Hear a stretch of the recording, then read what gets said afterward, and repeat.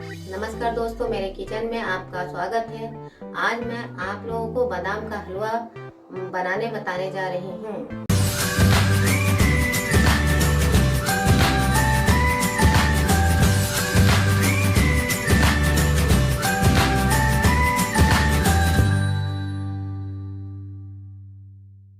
इसके लिए यहाँ पे हमने सामग्रियों को इकट्ठा कर लिया है। 250 ग्राम बादाम, 100 ग्राम खोआ, 4 छोटी इलायची, 1 बड़ा चम्मच चीनी। अब आप देख सकते हैं कि हमारी कढ़ाई पूरी तरह से गर्म हो चुकी है और यहाँ पर हम बिना घी और तेल के बादाम को अच्छी तरह से भून लेंगे। भूनने के बाद उसका छिलका छुड़ाएंगे और इन बादाम को लगातार आप चलाते रहिए, भूनते रहिए। इसको छोड़िएगा मत, नहीं तो ये जल जाएगा। और कम आंच पर इसको भूनिएगा। तेज आंच पे भूनने से बादाम पूरी तरह से जल जाएगा और अच्छी तरह से भून नहीं पाएगा। आप देख सकते हैं कि यह हमारा बादाम पूरी तरह से भूनकर तैयार हो चुका है। अब गैस को बंद करके उसके बाद 2 मिनट तक इसको चलाते रहिए। जब हल्का ये गर्म रहे तभी इसका छिलका आप छुड़ा दीजिए, अच्छे से छूट जाएगा। अब आप देख सकते हैं कि यह हमारा छिलका पूरी तरह से निकल गया है। अब इसको अच्छे से साफ करना है।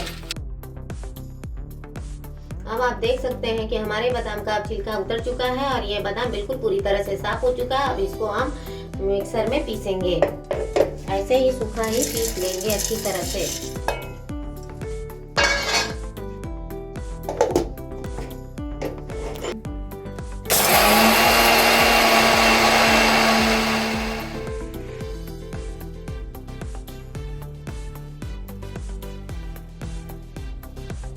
अब कढ़ाई हमारा पूरी तरह से गर्म हो गया और जो बादाम हम भून कर पीसे थे, अब उसको यहाँ पर हम कढ़ाई में न घी डालेंगे न रिफाइंड तेल डालेंगे।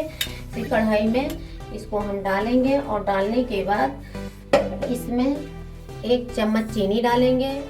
उसके बाद ये खोआ डालेंगे। एकदम मध्यम आंच पर इसको हम चलाते रहेंगे ताकि ये नीचे से जलने ना पाए, क्योंकि ये पहले से ही हम भून चुके हैं।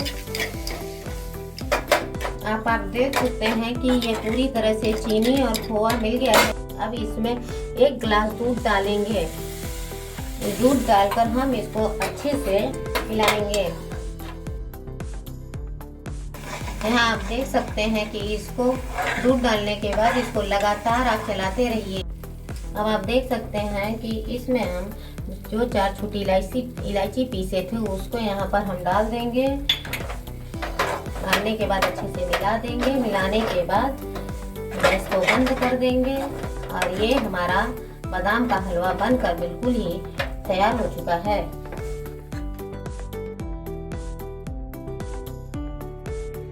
अब आप देख सकते हैं कि हमारा बादाम का हलवा बनकर बिल्कुल तैयार हो चुका है और यह खाने में बहुत ही टेस्टी और स्वादिष्ट होता है। आप इसको व्रत में भी खा सकती हैं और ऐसे भी, और बहुत आसान तरीका है इसको बनाने का। आप जरूर बनाइएगा।